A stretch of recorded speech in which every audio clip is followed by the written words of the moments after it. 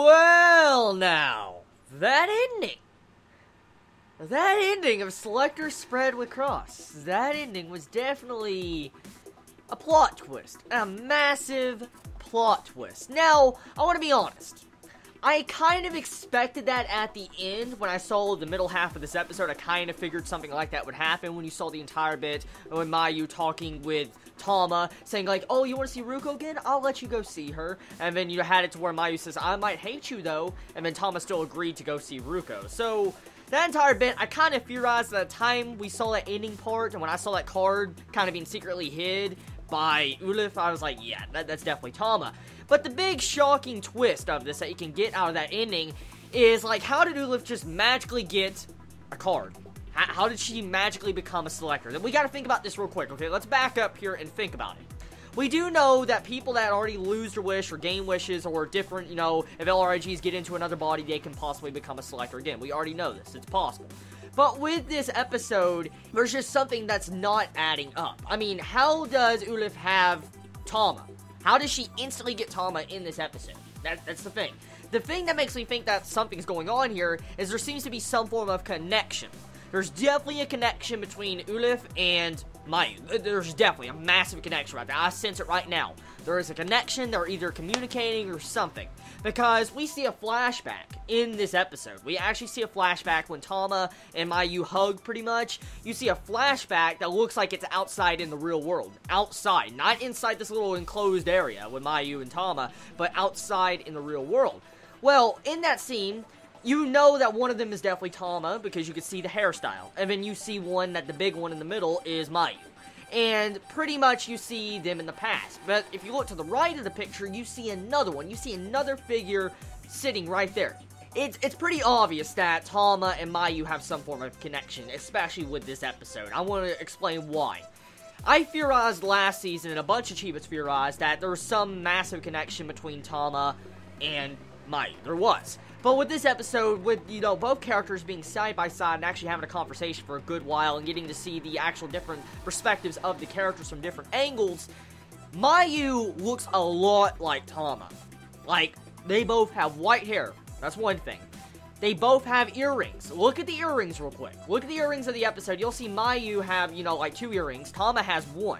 Now, I remember a Chibi in the past brought up some form of fury with the earrings, and I'm like, wait a minute, there's 1 earring on one side of Tama, and Mayu has 2 earrings on both sides. Now, if we look at the flashback, Mayu's in the center, and maybe each different person on the left and right of that flashback represents like 1 different earring on each ear.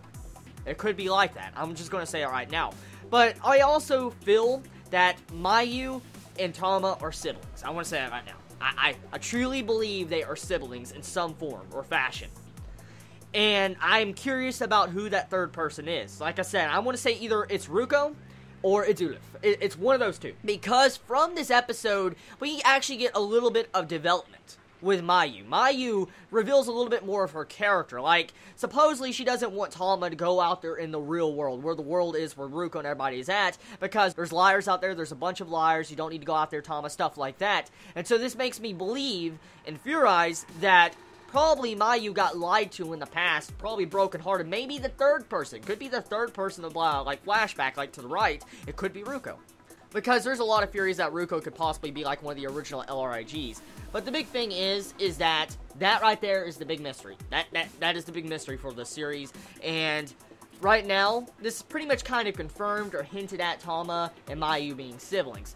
Now, besides that, looking past that, the episode, for the most part, is kind of slow. A character development. There's a lot of character development in this episode, especially with the conversations between our main female cast, the conversation between Yusuke, Hitoe, and Ruko. That definitely was overall character development. I enjoyed watching that, and I love getting to see, you know, their determination and how they have to work together if they're ever going to go into a battle as a selector again.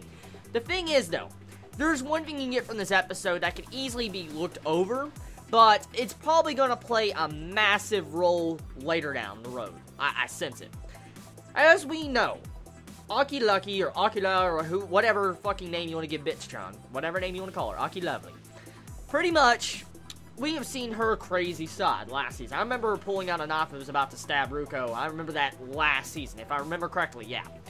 And we saw how crazy she was. Well, in this episode, we see how Akira's dancing around Ulif's finger. Like, she's literally dancing around her finger in this episode, because, I mean, she's like, I love her, oh, she'll praise me, stuff like that, I'll do anything for her, I'll do anything. And when you say, I'll even kill Ruko, I'm like, this is a girl that already pulled out a knife on Ruko before stuff like this happened, and now she's going all full yandere. Yeah, she's going to probably try to commit something like that. I want to be honest right now.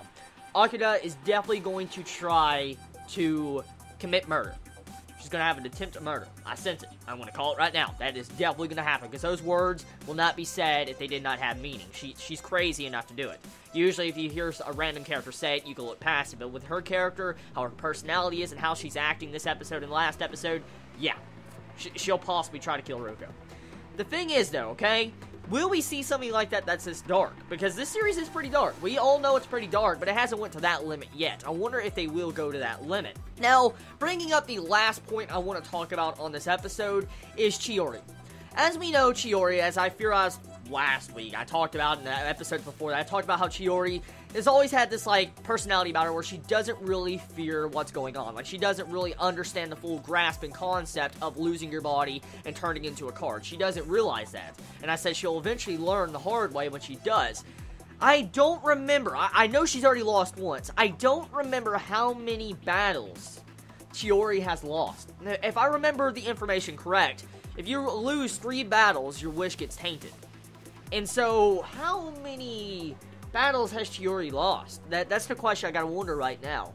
Because if this is like the 3rd loss, I'm gonna say it right now.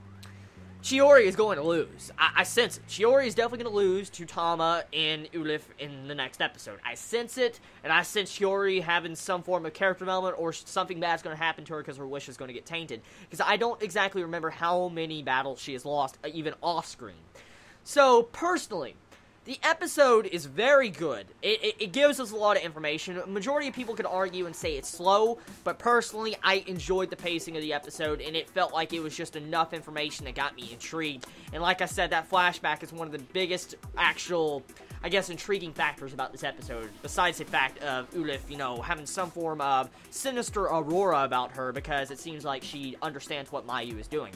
Anyways, tell me your thoughts in the comments below, how you felt about this episode. I love you all so much. You have a wonderful day or night wherever you live. Please be safe. Chibi out.